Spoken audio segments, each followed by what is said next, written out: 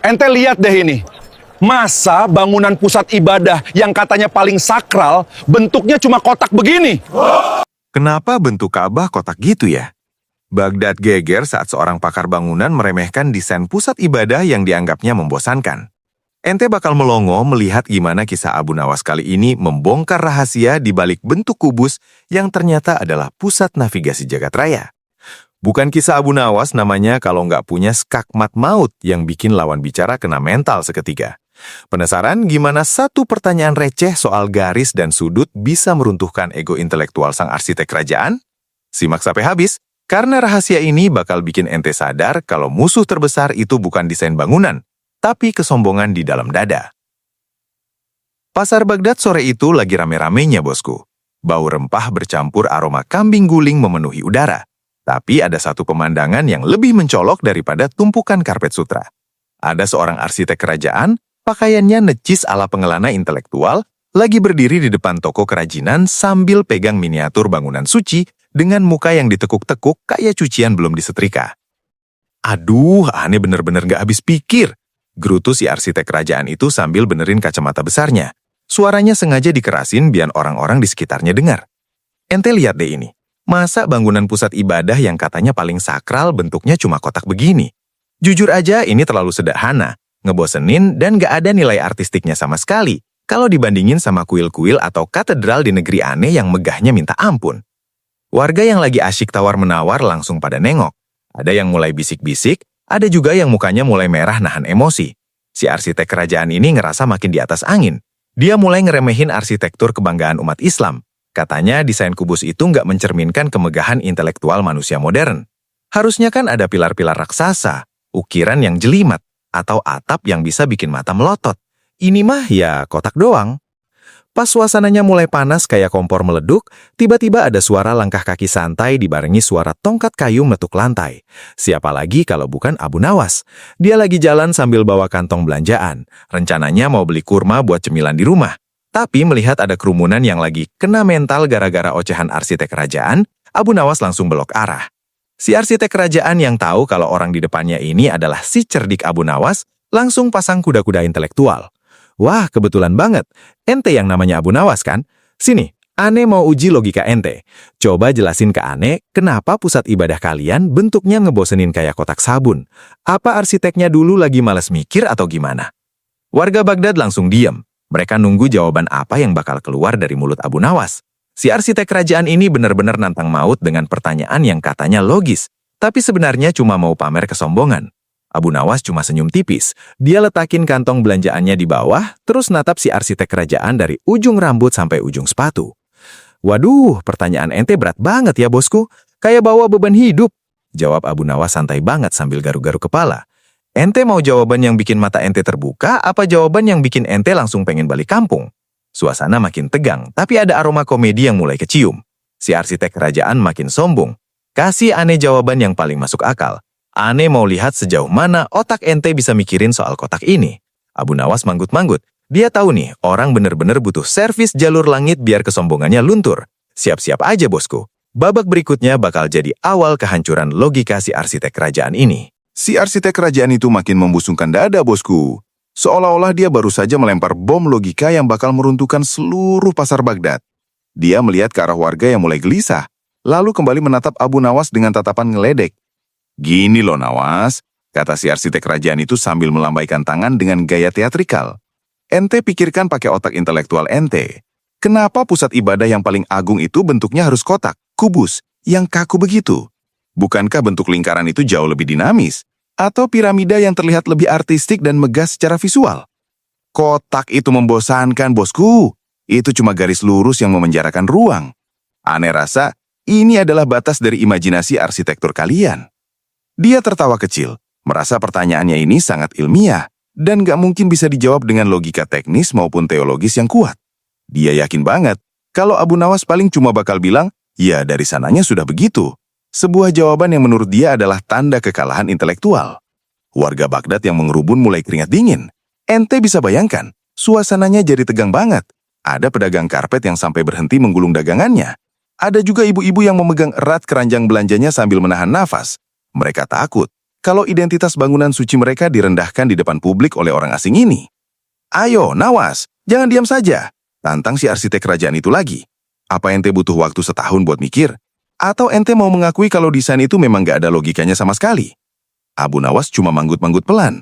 Dia malah asyik ngorek kuping pakai jari kelingkingnya, seolah-olah pertanyaan si arsitek kerajaan itu cuma suara lalat lewat.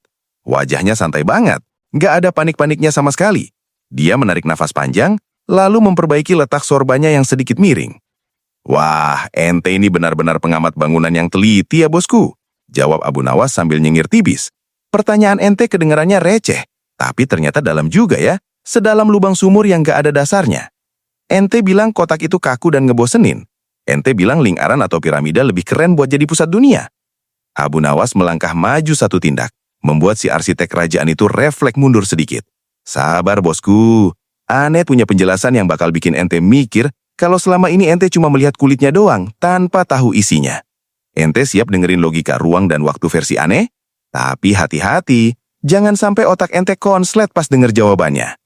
Warga mulai sedikit lega melihat kepercayaan diri Abu Nawas. Mereka tahu, kalau sang sufi sudah mulai bicara soal logika ruang dan waktu, berarti skakmat maut sedang dalam perjalanan. Si arsitek kerajaan mendengus. Silahkan Nawas, Ane mau lihat sejauh mana ente bisa memutar balikan kenyataan. Abu Nawas tersenyum lebar. Ente benar-benar cari penyakit bosku. Siap-siap saja, karena di babak berikutnya, si cerdik ini bakal membongkar rahasia bentuk kubus yang bakal bikin si arsitek kerajaan pengen pindah ke planet lain saking malunya. Abu Nawas nggak langsung jawab pakai dalil yang berat-berat, bosku. Dia malah narik tangan si arsitek kerajaan itu ke tengah lapangan pasar yang luas. Warga Baghdad makin ngerubung, benar-benar penasaran sama jurus apa yang mau dikeluarin si cerdik ini. Gini loh bosku, ente dengerin baik-baik ya, kata Abu Nawas sambil benerin posisi sorbannya yang hampir melorot. Ente tadi bilang bentuk lingkaran itu lebih dinamis dan keren kan? Sekarang ane tanya, kalau pusat dunia ini bentuknya lingkaran sempurna, terus ente lagi tersesat di tengah samudra atau di dalam hutan gelap, gimana cara ente nentuin arah? Si arsitek kerajaan ngerutin dahi. Ya tinggal hadap ke sana aja, kan lingkaran. Abu Nawas ketawa ngakak sampai perutnya yang buncit itu naik turun. Itulah masalahnya ente. Lingkaran itu nggak punya titik awal dan nggak punya titik akhir. Kalau semuanya melengkung, ente nggak bakal punya patokan yang pasti.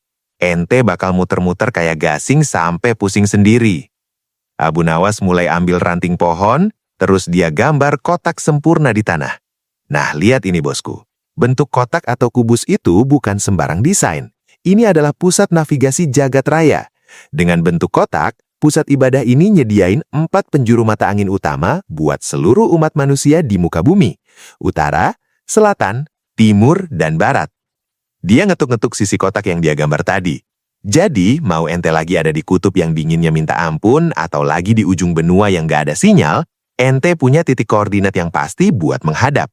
Bentuk kotak ini bikin setiap orang punya pegangan yang jelas, nggak peduli ente dari mana asalnya.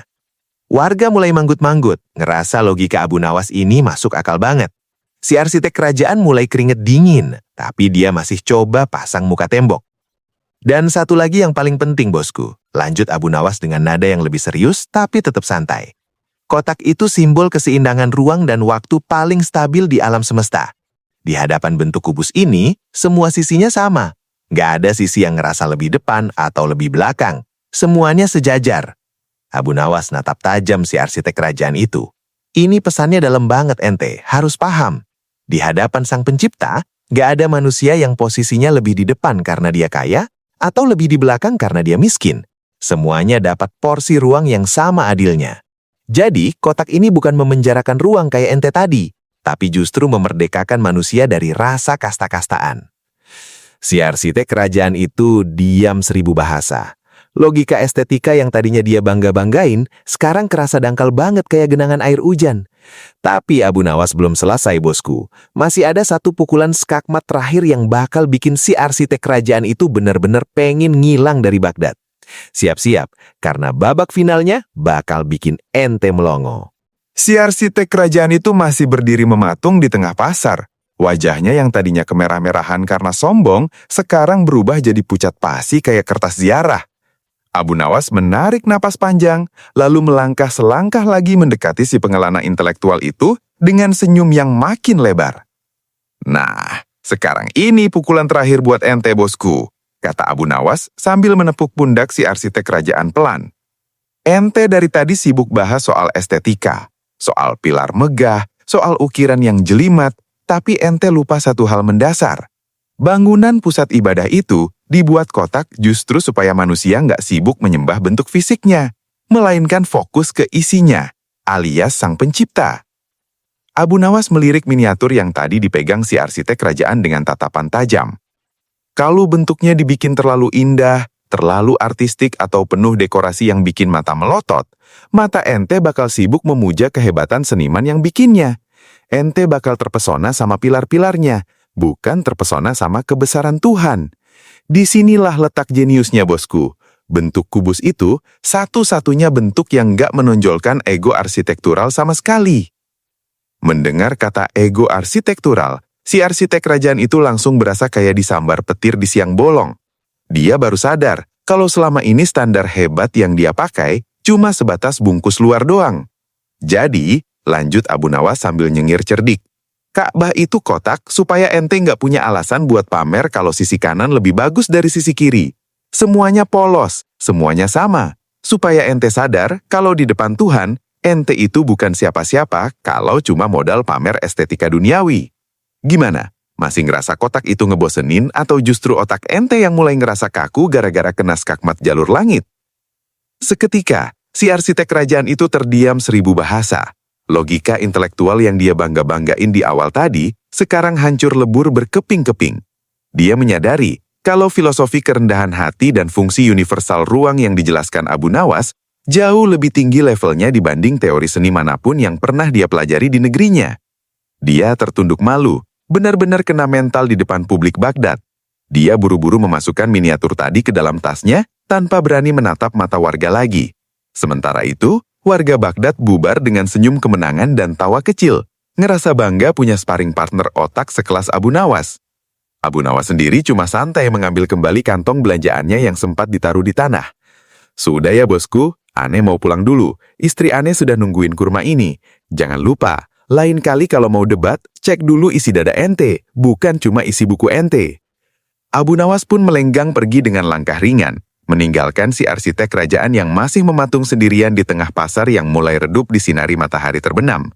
"Ente emang juara dunia kalau soal urusan bikin orang sombong langsung tobat instan, Nawas. Skakmat kotak ini bener-bener bikin satu Baghdad puas lahir batin."